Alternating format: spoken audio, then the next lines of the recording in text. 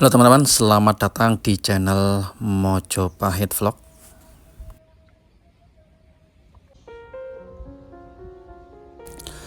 Sekarang kita telah sampai di suatu tempat atau situs yang cukup bersejarah, yaitu situs Raos Pacinan.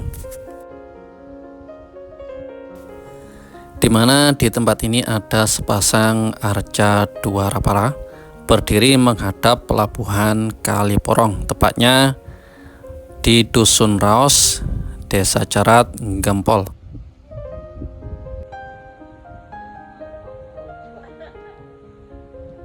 Tempat ini dulunya dipercaya sebagai tempat persembunyian Raden Wijaya, raja sekaligus pendiri kerajaan Majapahit yang pertama, di mana ketika itu Raden Wijaya melarikan diri dari kejaran tentara Jayakatwang, yang mana ketika itu Jayakatwang memberontak kepada kerajaan Singhasari, di mana raja terakhirnya adalah Kartanegara sekaligus mertua dari Raden Wijaya.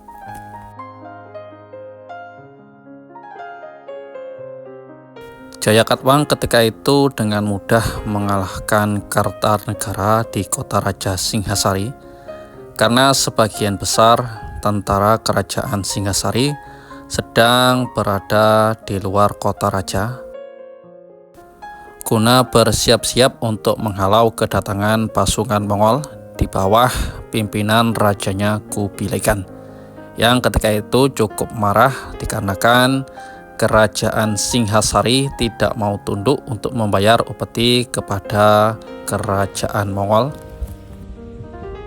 Hal ini memang cukup mengejutkan dunia dikarenakan kerajaan Mongol ini telah menguasai hampir sepertiga dunia, yang ketika disebutkan namanya saja kerajaan-kerajaan di dunia akan tunduk gentar dan segera takluk untuk tunduk di bawah pengaruh Mongol.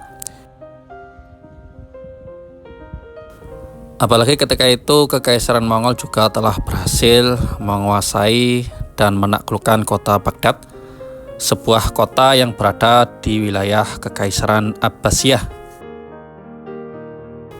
Dan ketika itu jamak diketahui bahwasanya Kekaisaran Mongol jika mau menaklukkan suatu negeri, jika negeri itu enggan untuk tunduk kepadanya, maka negeri itu tidak segan-segan untuk dihancurkan. Makanya tak heran sepertiga dunia berhasil mereka taklukkan. Akan tapi memang cukup mengherankan bagi Kekaisaran Mongol bahwasanya raja di Nusantara yang waktu itu adalah Kartanegara, di mana Kartanegara juga berambisi untuk mempersatukan wilayah Nusantara, enggan dan tidak mau tunduk kepada Kekaisaran Mongol. Maka dari itu Kekaisaran Mongol konon waktu itu menyiapkan tentara yang cukup besar untuk menundukkan Singhasari di Pulau Jawa ketika itu. Dengan mengetahui kisah tersebut, kita sebenarnya cukup bangga teman-teman. Ternyata nenek moyang kita dulu mempunyai sifat pejuang yang cukup tinggi, di mana menghadapi bangsa yang cukup besar dan cukup disegani seluruh dunia. Tetapi nenek moyang kita tidak sudi untuk tunduk di bawah pengaruh dan hegemoninya. Ini yang sebetulnya harus kita contoh untuk generasi yang akan datang. Tetapi niat dari Raja Kartanegara tersebut tidak sampai kesampaian, di mana beliau menginginkan persatuan wilayah Nusantara.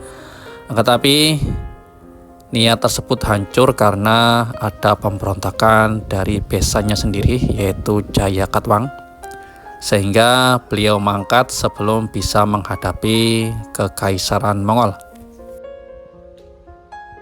Setelah pemberontakannya berhasil, akhirnya Jayakatwang memusatkan pemerintahannya di Kediri dan mengatur pemerintahannya dari sana. Tak lama setelah itu, akhirnya bala tentara Kekaisaran Mongol tiba di Pulau Jawa dan mengadakan pertemuan dengan Raden Wijaya di tempat ini.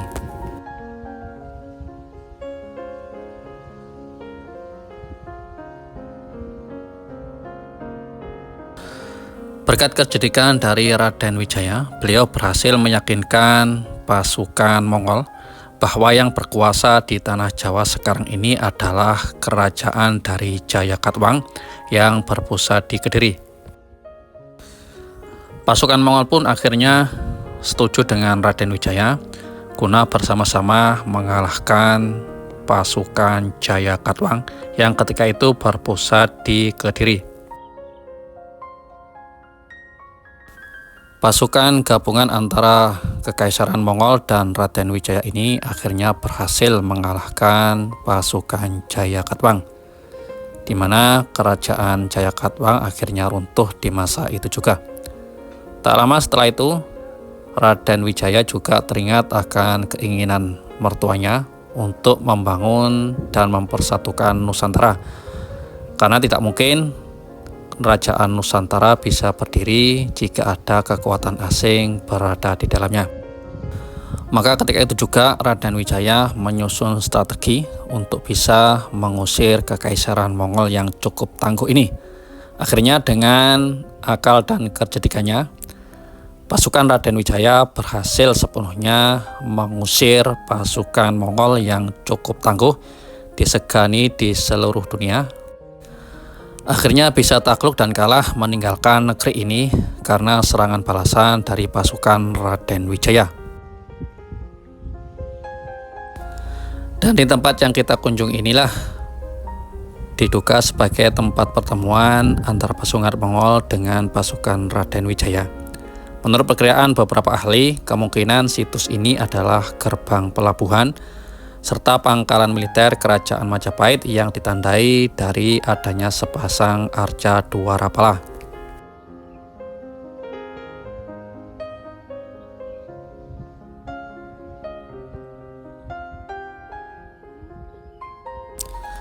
Arca Dwarapala di situs Raos Pasinan ini sebagai penanda masuk keluarnya sebuah gerbang maupun tempat suci, memiliki dimensi ukuran kurang lebih 2 meter.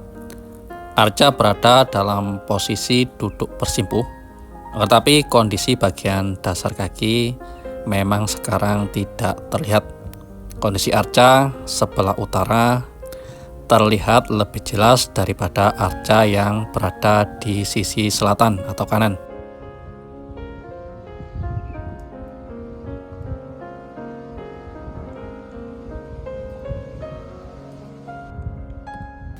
Kita bisa lihat sekarang memang bagian wajahnya sudah tidak berbentuk lagi teman-teman. Kita pegang sudah dalam kondisi aus. Bagian tubuh memperlihatkan perut buncit dengan posisi kaki kiri ditekuk menghadap lurus ke depan. Tangan kiri diletakkan di atas paha kiri dengan kelima jari yang memegang lutut. Dan tangan kanan memegang jerat tali dilengkapi hewan mitologi. Sedang arca sisi kanan atau sisi selatan memperlihatkan tatanan rambut dengan kondisi lebat berombak. Disisir ke atas dan bagian dahinya dilengkapi beberapa bentuk lingkaran. Posisi kaki tertekuk berbalik dengan arca di sampingnya. Kaki berlutut menghadap ke depan. Pada bagian sisi luar serta bagian kiri tertekuk ke bawah. Posisi secara keseluruhan arca diperkirakan menjaga pintu masuk dengan posisi yang siaga. Ada keterangan tambahan dari juru pelihara dari situs ini teman-teman, bahwasanya lantai ini adalah dulunya merupakan sumbangan dari seorang pengusaha di tahun 1959, dibangun di atas 1 meter dari situs aslinya. Sekitar tahun 1965, situs ini mengalami pengrusakan, terutama di dua arca ini. Karena ini dulunya ada pendoponya. Ketika peristiwa 65 meletus, suasana chaos di negeri kita, tempat ini juga tidak lepas dari aksi vandalisme dan pengrusakan. Untuk pendoponya sendiri dirobohkan dan dirusak. Seluruh peninggalan harta benda yang berada di situs ini juga dijarah. Dan yang menyedihkan lagi, dua arca dua rapala ini juga tak luput dari aksi vandalisme. Seluruh bagian dari arca ini mengalami pengrusakan, sehingga sekarang kita lihat wajahnya tidak bisa berbentuk lagi, rata, sulit untuk bisa dikenali. Memang peristiwa 65 tersebut memberikan noda hitam bagi sejarah kita. Banyak situs-situs sejarah peninggalan Majapahit ketika itu mengalami upaya pengrusakan dan penjarahan. Sehingga sisa-sisa sekarang memang tidak bisa utuh lagi. Sangat sulit untuk bisa mengembalikan ke keadaan semula.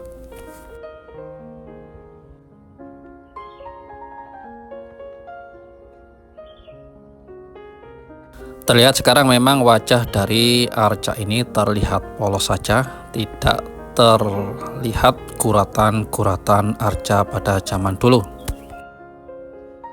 Kita berharap semoga peristiwa seperti tahun 65 pada zaman dulu tidak terulang lagi di negeri kita, karena itu menimbulkan luka dan noda hitam di dalam sejarah bangsa kita. Demikianlah teman-teman liputan tentang situs Raos Pacinan. Semoga informasi ini bisa berguna untuk kita semua dalam menggali informasi tentang budaya nenek moyang kita, khususnya di wilayah Nusantara ini. Rahayu.